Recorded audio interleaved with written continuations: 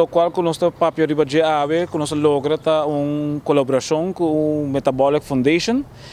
Caminho com nós há a oportunidade de pôr sensor, air sensor, para se medir assunto de aire, dus temperatura, sua viscosidade.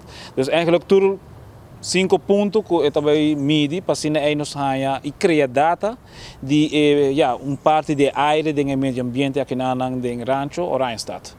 Nós chegamos que sei do passado acaba que nós põe aparato no pier de pescador na Wafi Rancho e sei também dia mais caso o vai suceder dia mais mirando que nós modernizar, melhorar o produto de medimento desse sensor para medir para criar data também para se nós compreendendo que mais de nos meio ambiente e com a parte de água tá, você temperatura, se tá sushi, ou se nos aire tá limpo, ou se nos aire tá sushi.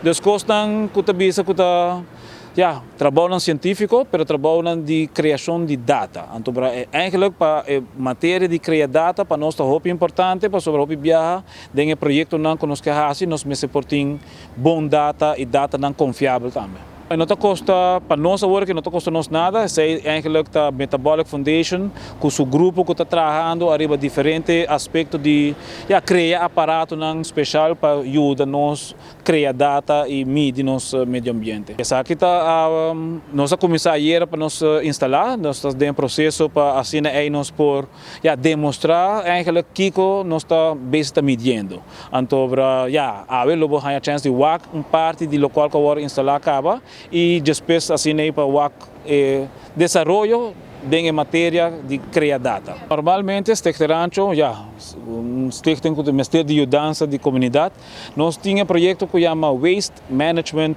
Rancho Oranjestad e seguro para Aruba também é importante para nós por compreender tique mais de manejo de nosso meio ambiente, de sociedade. Costam que tem a ver com nós também manter assim mais limpo, para nós começar com separação de sushi também.